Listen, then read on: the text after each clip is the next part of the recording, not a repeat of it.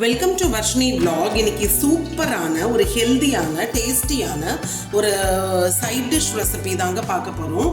அது வந்து பாம்பே சட்னிங்க. அதோட செய்முறை விளக்கம் பார்க்கலாங்க. இது வந்து சப்பாத்தி, பூரி, இட்லி, தோசை, வெண்பொங்கல் எல்லாத்துக்குமே சூப்பரான சைட் டிஷ்ஷுங்க. ஆரோக்கியமானதும் கூட.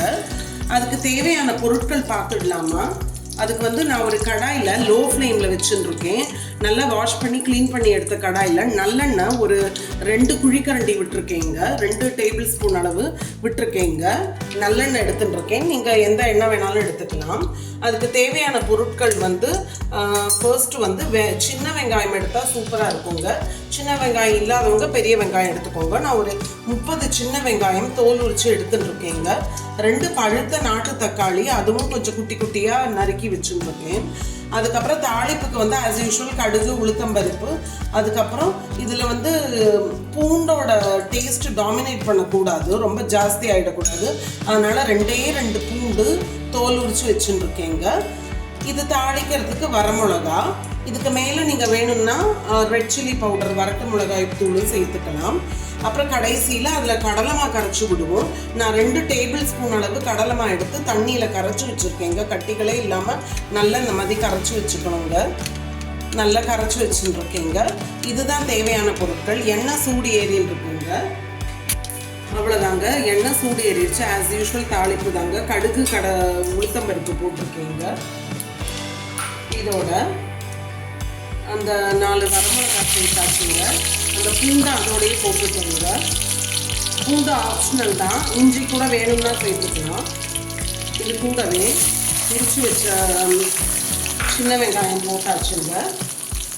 தேவையான அளவு உப்புங்க சேர்த்துக்கோங்க. இந்த சட்னிக்கு, இந்த ஹோல் சட்னிக்கு தேவையான அளவு உப்பு நான் போட்டுட்டேங்க.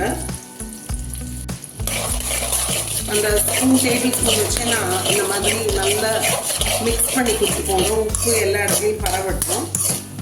நல்ல இது கண்ணாடி பதம் வர வர நல்லா வதங்கட்டுங்க. கொஞ்சம் கலருக்காக மஞ்சள் தூளுங்க, ஒரு 1/4 ஸ்பூன் அளவு தான். அப்புறம் 4 வரமிளகாய் ஆல்ரெடி சேர்த்துருக்கேன்.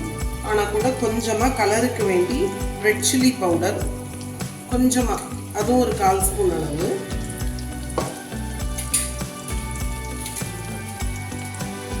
நீங்கள் 2 மெத்தடில் பண்ணலாம். கரம் மசாலா எய்தர் நீங்கள் இப்படி எல்லா ஸ்பைசஸும் பொடிச்சு வச்சுருக்கிறது தான் கரம் மசாலான்னு மார்க்கெட்டில் ரெடிமேட் பேக்கெட்டில் விற்கிறாங்க. அப்படி இல்லைனா நீங்கள் பிரியாணி தாளிப்ப பேக்கெட் வாங்கி நீங்கள் எண்ணெயில் ஃபஸ்ட்டே கடுகு தாளிக்கும் போதே கூடவே எல்லாமே தாளிச்சுக்கோங்க. தாளித்தாலும் வேஸ்ட்டு தான். அது வாயில் நம்ம இது பண்ணும்போது நம்ம அதை எடுத்து போட்டுருவோம். அதனால் இப்படி கரம் மசாலாவை டைரெக்டாக நம்ம ஆட் பண்ணிக்கலாம். கண்ணாடி பதம் வந்துருச்சு பாருங்கள், நல்லா வதங்கி வந்துருச்சு. சின்ன வெங்காயம், இது கூட பழுத்த 2 நாட்டு தக்காளி சொன்னேன் இல்லையா, அது சேர்த்து நல்லா வதங்கட்டுங்க. லோ ஃப்ளேமில் தான் வச்சுருக்கேன். நாட்டு தக்காளி இன்னும் கூட நீங்கள் சின்ன சின்னதாக கட் பண்ணிக்கிறீங்கன்னா கட் பண்ணி போடலாம், ஈஸியாக வதங்கிடும். இது கூடவே பெருங்காயத்தூளுங்க, ஒரு 4 பிஞ்ச் அளவு பெருங்காயத்தூள் நல்லா சேர்த்தாச்சு. டைஜஷனுக்கு ரொம்ப நல்லது. நான் எல்லா டிஷ்லேயுமே சேர்ப்பேன் எப்போவுமே பெருங்காயத்தூள். நல்லா வதங்கட்டுங்க. ஒரு 2 மினிட்ஸ் லோ ஃப்ளேமில் வதங்கட்டும். அதுக்கப்புறம் என்ன செய்யணுங்கிறது சொல்கிறேங்க. 2 சாய்ஸ் இருக்குது. எய்தர் இப்படியே விட்டுறலாம். நான் ஜஸ்ட்டு ஸ்பூனால் தான் இப்படி நசுக்கி விட்டேங்க. அப்போ கொஞ்சம் கோர்ஸாக அப்படியே இருக்குது. உங்களுக்கு மேஷர் இருந்தால் உருளைக்கிழங்கு மசிப்போம் இல்லையா, அதை வச்சு நீங்கள் நல்லா கூட மசிச்சுக்கலாங்க. எங்களுக்கு இப்படி இருந்தாலே பிடிக்கும் எங்கள் வீட்டில். இதோட நம்ம கரைச்சி வச்சோம் இல்லையா 2 டேபிள் ஸ்பூன் அளவு கடலை மாவு, அதை சேர்க்குறேங்க.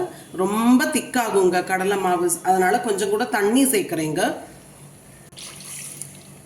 எந்த கப்பில் நான் கடலை மாவு கரைச்சேனோ 2 டேபிள் ஸ்பூன், அதே கப்பளவு 1 கப் அளவு நான் தண்ணியும் சேர்த்துருக்கேங்க. நம்ம சாப்பிட்றதுக்கு முன்னாடி எடுக்கும்போது இன்னும் கட்டி ஆகிடும். அப்போவும் நம்ம கொஞ்சம் லைட்டாக தண்ணி சூடு பண்ணி லியூக் வார்ம் வாட்டர், இளம் சூடு வெந்நீர் இருக்கு இல்லையா, அது கொஞ்சம் சேர்த்துக்கலாங்க. இப்போ நம்ம சூப்புலாம் திக்கன் ஆகிடுத்துனா சேர்த்துப்போம்ல, அந்த மாதிரி கடலை மாவோட இதுவே அது எப்போவுமே இந்த மாதிரி திக்கன் ஆகும், அதோட நேச்சரே. ஸோ அதனால் நம்ம அந்நேரம் நம்ம வெந்நீர் சேர்த்து கொஞ்சம் கூட இது பண்ணிவிட்டு எடுத்துக்கலாம். ஊற ஊற அந்த கடலை மாவோட டேஸ்ட்டு தக்காளி வெங்காயத்தில் இறங்கி இந்த அவசரமாக செய்கிற ஹெல்த்தியான இந்த சட்னியை ரொம்ப சூப்பர் டேஸ்டியாக்குங்க. ஆரோக்கியமான ஹெல்த்தியான பாம்பே சட்னி ரெடிங்க. ஒரு அவசரத்துக்கு கூட இது டக்குன்னு வந்து செஞ்சுடலாம். சப்பாத்தி, பூரி, இட்லி, தோசை, நான், பரோட்டா எந்த ஒரு டிஃபன் ஐட்டமுக்கும் ஆப்டான சைட் டிஷ்ஷுங்க. இது இப்போ ஆஃப் பண்ணிடலாம். நான் செய்ய போகிற டிஃபன் கூட இதை பரமாறி சேர்த்து வச்சு காமிக்கிறேங்க. பாம்பே சட்னி இதே மெத்தடில் செஞ்சு பாருங்கள். நான் இன்னைக்கு லெமன் சேவை கூட சர்வ் பண்ணி வச்சுருக்கேங்க. சூப்பராக வந்திருக்குங்க. நான் எடுக்கிற நேரத்தில் கொஞ்சம் நான் சொன்னேன் இல்லையா, கடலை மாவு சேர்த்ததுனால கெட்டி ஆகிடும் பாம்பே சட்னி. நம்ம எப்போ யூஸ் பண்ணுறோமோ அதுக்கு முன்னாடி லைட்டாக இளஞ்சூடு வெந்நீர் சேர்த்துட்டு எடுத்துக்கங்க. ஸோ தட் உங்களுக்கு ஊற்றி சாப்பிட வந்து ஈஸியாக இருக்கும், அதை விட்டு போர் பண்ணி சாப்பிட்றதுக்கு. இதே மெத்தடில் செஞ்சு பாருங்கள். இதே அளவுகளோட உங்களுக்கு வேணும்னா மேஷர் வச்சு நல்லா மேஷ் பண்ணிக்கோங்க. இல்லாட்டி அப்படியே வதங்கின மாதிரியே விட்டுட்டு கடலை மாவு கரைச்சி விட்டுருலாங்க. செஞ்சு பார்த்துட்டு கண்டிப்பாக லைக் பண்ணுங்கள், நிறைய ஷேர் பண்ணுங்கள்.